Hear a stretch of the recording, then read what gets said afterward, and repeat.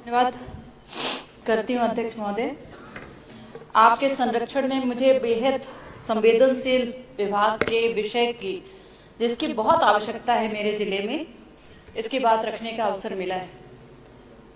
अध्यक्ष महोदय, सबसे पहले तो आपके माध्यम से मैं माननीय मुख्यमंत्री जी को बहुत धन्यवाद ज्ञापित करना चाहती हूँ कि प्रदेश के सभी विधायकों को उन्होंने विशेष राशि आवंटित की है जिसके माध्यम से वो अपने क्षेत्र का विकास कर सके। रीति पाठक जी को अपना पूरा प्रश्न करने दीजिए।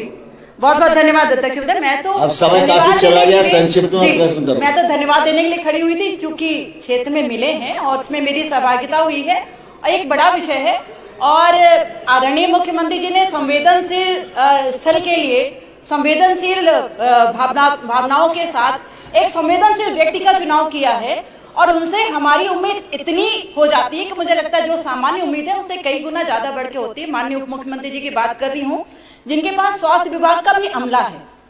अब आ जाती हूँ आदरणीय अध्यक्ष महोदय अपनी विशेष बात पर उससे पहले ये जरूर कहना चाहती हूँ कि रीवा के लिए जिस तरह से आपने चिंता की है, मुझे पूरी उम्मीद है सीधी के साथ पूरे मध्य प्रदेश की चिंता स्वास्थ्य विभाग के विषय में आपके माध्यम से होना है, क्योंकि अभी उत्तर मैंने देखा है और ये पहले सवाल को मैं अपने उत्तर से आपके जवाब से मैं पढ़ना चाहती हूँ। इसमें लिखा है कि पद पूर्ति एक निरंतर प्रक्रिया है, समय सीमा बताया जाना संभव नहीं। तो निरंतर अनवरत और सतत प्रक्रिया का ज्ञान हमें भी है अध्यक्ष महोदय।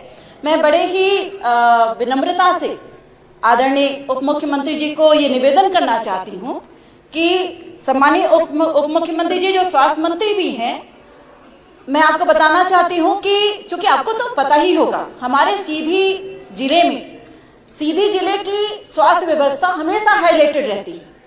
अभी परसों की बात है और उसके एक दिन पहले की भी बात है। गंभीरता से विषय को हम व्यक्तिगत रूप से चर्चा करेंगे अगर आप अनुमति देंगे तो, पर अनुमति नहीं मिल पाती है।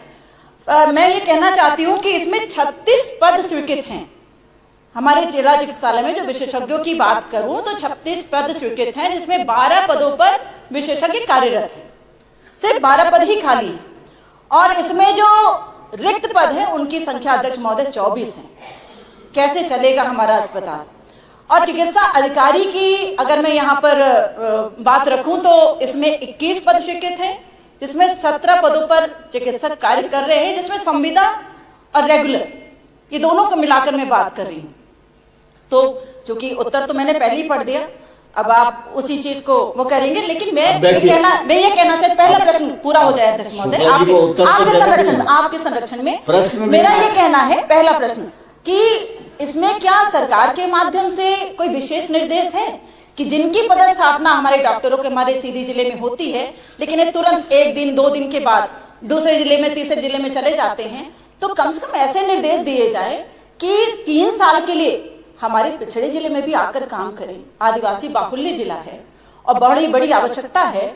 इतने हाईलाइटेड हम लोग सिर्फ स्वास्थ्य व्यवस्था की अव्यवस्था में होंगे तो कैसे काम चलेगा अध्यक्ष महोदय? आपका संरक्षण चाहिए। कृपया बैठिए। मैं अध्यक्ष महोदय विशेष संरक्षण आपका चाहती हूँ कि माननीय प्रधानमंत्री जी ने और हमारे तत्कालीन मध्य प्रदेश सरकार ने मिलकर मेडिकल कॉलेज स्वीकृत कराया था हमारे सीधी जिले में और जिसकी प्रक्रिया निरंतर चल रही है अध्यक्ष महोदय। जिला प्रशासन के माध्यम से मिलकर भूमि आवंटित कर लिया, लेकिन उसमें भी लगातार लगा हुआ कि ये इधर चेंज हो जाए इधर चेंज हो जाए, उससे मुझे मतलब नहीं है।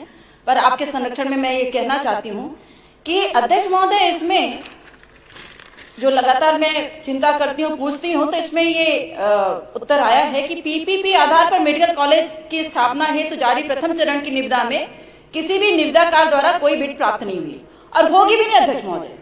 मैं आपको बहुत कॉन्फिडेंस के साथ कह रही हूँ कि नहीं होगी, क्योंकि सीधी जिला ही नहीं है इस स्तर का। आप समझ रहे हैं यहाँ पर लगातार अगर हम कुछ अच्छा करने का प्रयास करेंगे तो बहुत सारे लोग हैं जो पूरी ताकत के साथ उसको बिगाड़ने का प्रयास करते हैं। तो मेरा कहने का मतलब ये है कि पीपीपी से तो इसको हटा दें, सरकार अपने संरक्षण में ले। आप जैसे संवेदनशील जनप्रतिनिधि जो स्वास्थ्य मंत्री हैं इसको अपने संरक्षण में ले, इसको सरकार के संरक्षण में हमारे यहाँ का मेडिकल कॉलेज हो।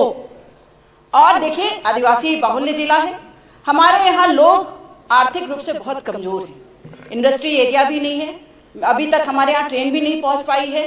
और बगल के जिले में तो आप जैसे आदरणीय जनप्रतिनिधि ने तो वो शुरू कर दिया अपना वायुयान सेवा, लेकिन हम लोग तो वैसे ही बैठे हैं और बेचारे बन के। इसलिए आपके विशेष दृष्टि की आवश्यकता है। मैं चाहती हूँ प्रश्न आ गया है, मैं चाहती हूँ कि इसको सरकार संरक्षण में ले, पीपीपी मॉडल इसमें खत्म कर दे और इसमें शीघ्र कार्यवाही। एक मिनट, क्योंकि मैं ऐसा मानती हूँ कि पीपीपी मॉडल हम जैसे जिलों के लिए, सीधी जैसे जिलों के लिए उचित नहीं है।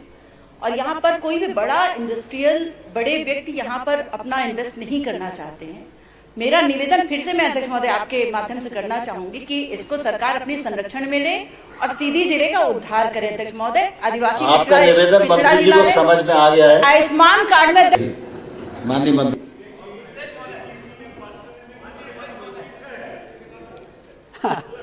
देखिए, केंद्र सरकार और राज्य सरकार की जो उड्डयन की जो नीति है, उसमें 200 किलोमीटर पे ही एयरपोर्ट बन सकता है। तो संभागीय मुख्यालय में एयरपोर्ट यदि बना है तो वो सिर्फ हमारे लिए नहीं बना, आपके लिए भी बना है।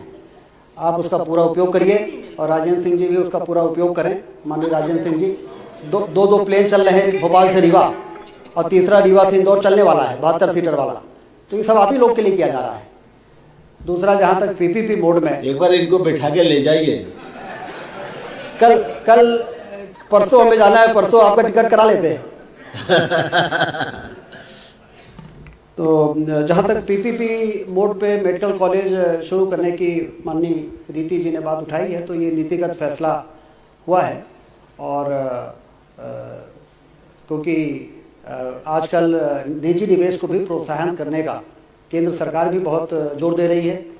डॉक्टर मोहन यादव जी की सरकार भी उसको बहुत तेज़ी के साथ आगे बढ़ा रही है। और निजी पूंजी निवेश में भी जो मेडिकल कॉलेज खुलते हैं माननीय अध्यक्ष महोदय, उसमें भी एडमिशन तो 80% बच्चों का फीस तो सरकारी जमा करती है। 80 to 90% फीस तो सरकार जमा करती है, तो बच्चों को कोई परेशानी होनी नहीं है। और उनके जो अस्पताल खुलते हैं, उस अस्पताल में भी आयुष्मान कार्ड योजना से 80 to 90% गरीबों का इलाज उसी प्रकार से होता है जैसे सरकारी अस्पताल में होता है। तो इसलिए कोई भी निवेश आए, किसी भी मॉडल से कोई भी मेडिकल कॉलेज बन जाए, इसका हम लोग प्रयास कर रहे हैं। एक बार टेंडर किया था, कोई आया नहीं। और नम्रता के साथ कहना चाह रही हूं। और दूसरा, क्योंकि सिर्फ 12 जिलों में ये पीपीपी बोर्ड में मेडिकल कॉलेज खुल रहे हैं, तो 12 जिले के जितने भी जनप्रतिनिधि हैं उनके लिए भी ये जवाब, आपने ऐसा सवाल पूछा है जिसका जवाब कई लोगों को मिल रहा है। तो 30 मार्च तक दूसरी बार जब ऑफर आ जाएगा तो उसमें ये मालूम क्लैरिटी आ जाएगी कि कौन से जिले में निवेश करने के लिए लोग रुचि ले रहे हैं, और उसके बाद फिर आगे निर्णय करेंगे। पूरा प्रश्न को समाप्त करें। जो नीतिगत फैसला है, उस आने वाले समय पे यदि उस नीति पे कोई पुनर्विचार करना होगा, तो आप तो बहुत ही वरिष्ठ हमारे विधायक हैं, आपके साथ बैठ के, मुख्यमंत्री जी के साथ बैठेंगे, आपके साथ बैठ के जो जरूरी निर्णय करना होगा, नीतिगत फैसले में यदि कोई बदलाव करना होगा तो हम लोग चर्चा कर लेंगे। डॉक्टर अभिलाष पांडे जी।